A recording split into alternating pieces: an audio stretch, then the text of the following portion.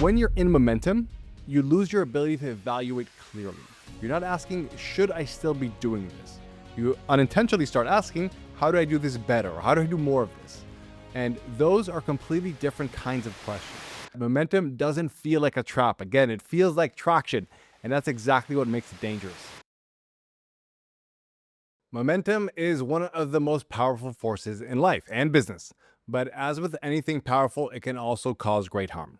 Yes, momentum compounds your wins, it keeps you moving, and it makes execution feel effortless. But it also has a shadow side that almost nobody talks about. Momentum can also keep you locked into the wrong things, long past the point you should have stopped. And the scariest part, you will not even feel it happening. And what I mean by that is that it won't simply go unnoticed. It'll actually feel like progress.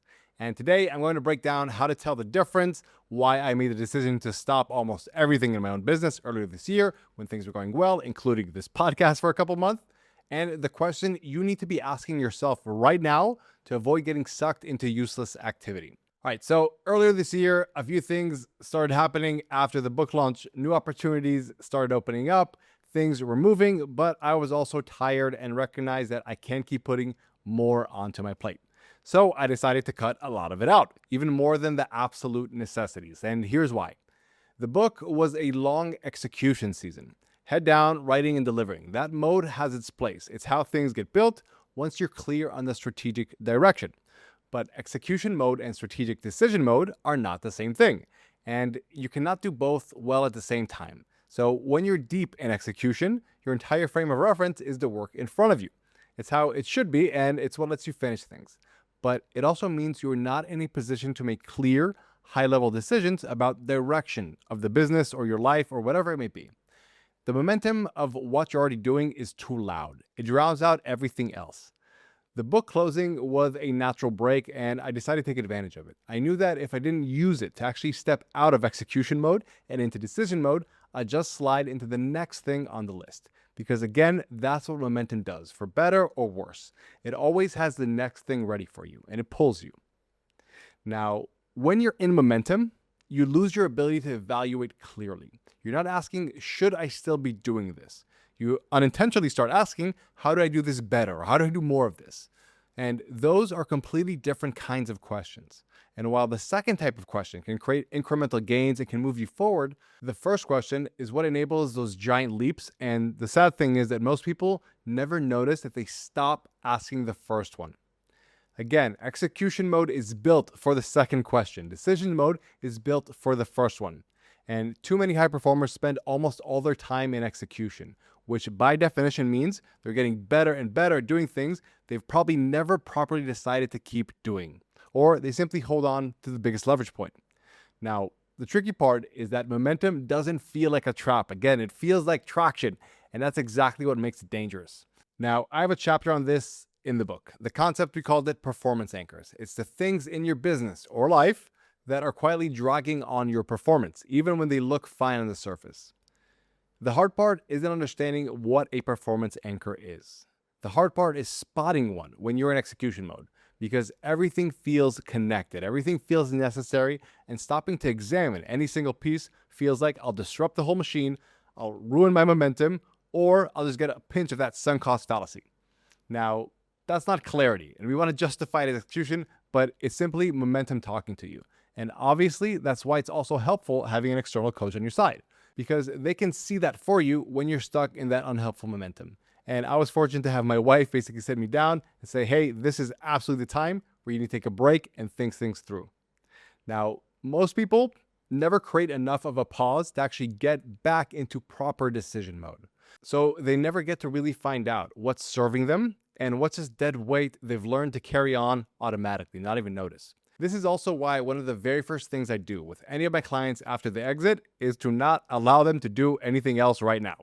Instead, we calmly take a step back and go into a season of strategic exploration, where we stop being execution mode and we go into decision mode. We stop and we really break things down from first principles and try to understand what are the best possibilities in front of them from this new high ground they just established. With their new skills, their new contacts, their new funds, we basically try to figure out, if you weren't just doing things, what should you actually pursue and what is the biggest opportunity that you currently have the ability to go after.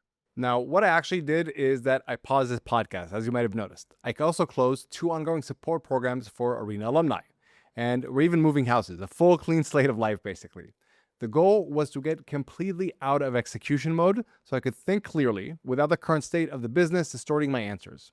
I had to really stop and think, what do I actually want? What does the business need to look like for that to be a reality? And what am I doing because it's generally right? And what am I doing because stopping feels uncomfortable? Because it feels like I'm acknowledging that it's something that I shouldn't be doing, but I've already done. Basically, what do I really want the 5 and 10-year vision of the business to look like?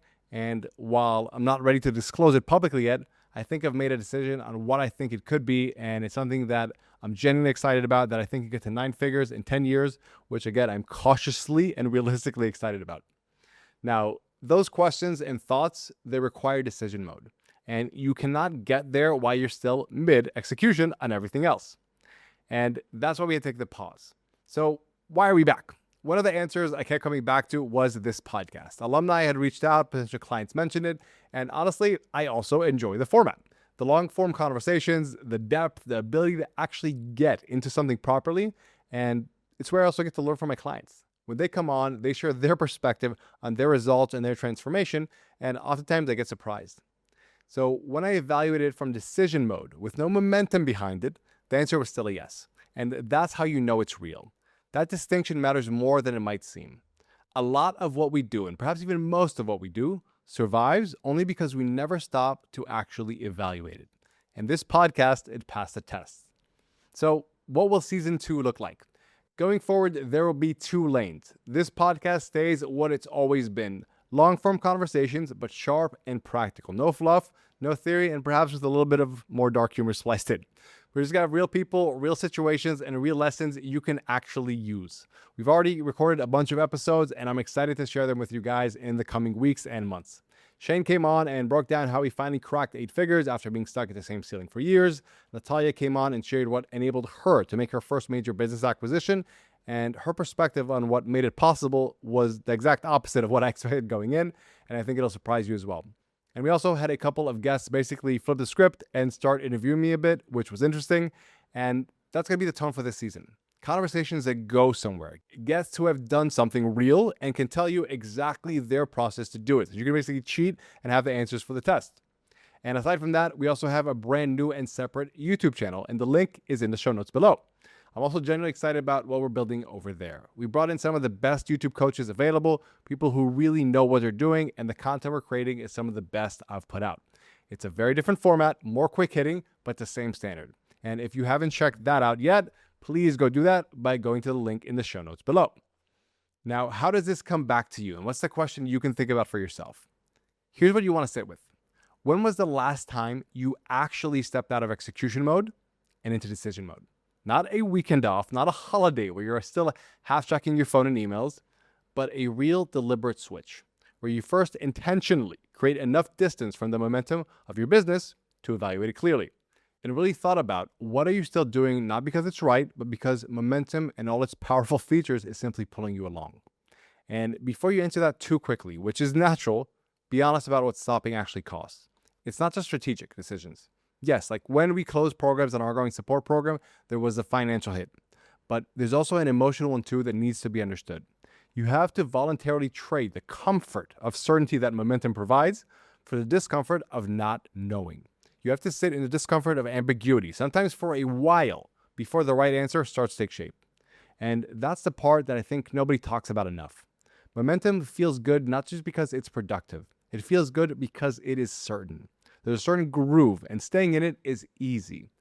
Getting out requires you to look at yourself in the mirror and ask a harder question of, am I actually willing to feel lost for a little bit in exchange for finding a better direction? And I think that's the real cost of decision mode. Trading in certainty for the next couple of months in order to create a much bigger future for the years ahead. And in my experience, it's always worth it. So again, I am very excited for what's ahead this next season, and I will see you guys in the next episode.